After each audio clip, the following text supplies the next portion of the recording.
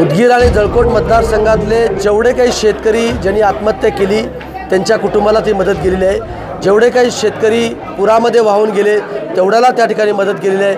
जेवढ्या शेतकऱ्यांचं पशुधन गाय असेल, म्हैस असेल, वासरू असेल, शेळी असेल, मेंढी असेल, कोंबडी असेल, या सगळ्यांनाच आपण त्या ठिकाणी मदत केलेली आहे। फाउंडेशनच्या वतीने मदत करण्यात आली, काय सांगा कशा पद्धतीची मदत, किती जणांना आणि किती स्वरूपात? गेल्या 2 महिन्यापासून उदगीर आणि जळकोट मतदारसंघामध्ये अतिवृष्टीमुळे प्रचंड मोठं नुकसान त्या ठिकाणी झालेलं होतं। विशेषतः काही शेतकरी बांधवांनी हे झालेलं नुकसान सहन न होता काही माझ्या शेतकरी बांधवांनी आत्महत्या केली। काही शेतकरी बांधव प्रचंड मोठ्या अतिवृष्टीमध्ये पुरामध्ये वाहून त्या ठिकाणी गेलेले होते। काही शेतकरी बांधवाचे पशुधन पुरामध्ये वाहून काही पाणी त्यांच्या तोंडामध्ये जाऊन मृत्युमुखी पडले होते आणि म्हणून त्या शेतकरी बांधवाला शासनाच्या वतीनं जेवढी मदत द्यायची होती तेवढी आम्ही दिली।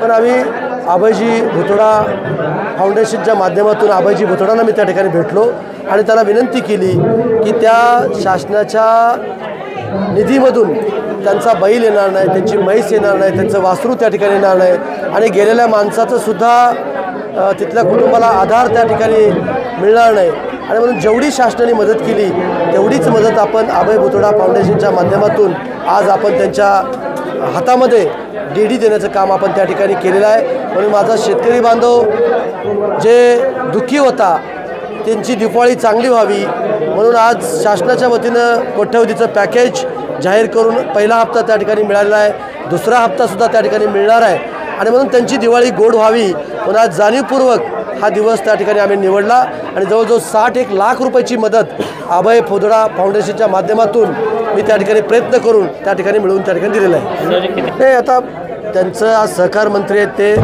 आणि त्यांना प्रचंड मोठा सहकाराचा अनुभव त्या ठिकाणी आहे आणि म्हणून त्यांनी एक सरकार आहेत आणि म्हणून त्यांनी राज्य शासनाच्या वतीनं जे 32,000 कोटीचं पॅकेज त्यांनी त्या ठिकाणी जाहीर केलेलं आहे त्या माध्यमातून ते त्या ठिकाणी बोललेले असावेत। कार्यकर्त्यालाच पदाधिकाऱ्यालाच बँका म्हणजे सरकार आणि सरकारच्या माध्यमातून 32,000 कोटीचं पॅकेज त्या ठिकाणी जाहीर केलेलं आहे आणि म्हणून ते सरकारमधले मंत्री असल्यामुळं ते तसे बोलले असतील असं मला या ठिकाणी वाटतं। आगामी काळामध्ये महायुती म्हणून लढणार आहेत की सोबळावरची तयारी? जिल्हा लेवलची राष्ट्रवादी काँग्रेस पक्षाची बैठक त्या ठिकाणी झालेली आहे। जिल्हा पातळीवरती अनेक नेत्यांचं अनेक पदाधिकाऱ्यांचं वेगवेगळं मत त्या ठिकाणी होतं।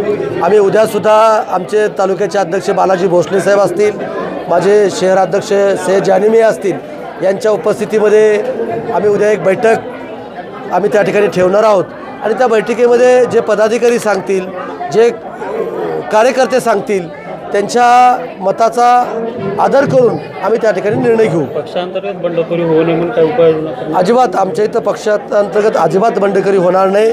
जो माणूस काम करतो त्याच्या पाठीमागं उभा राहण्याचं काम मी आमदार म्हणून त्या ठिकाणी मी करणार आहे। नक्कीच आम्ही महायुती म्हणून या निवडणुकीला समोर जाणार असं मला एकंदरीत चित्र त्या ठिकाणी वाटतं। सभा झाली ओबीसीची, मराठा आणि ओबीसी समाजामध्ये मोठा संघर्ष पाहायला भेटत आहे का?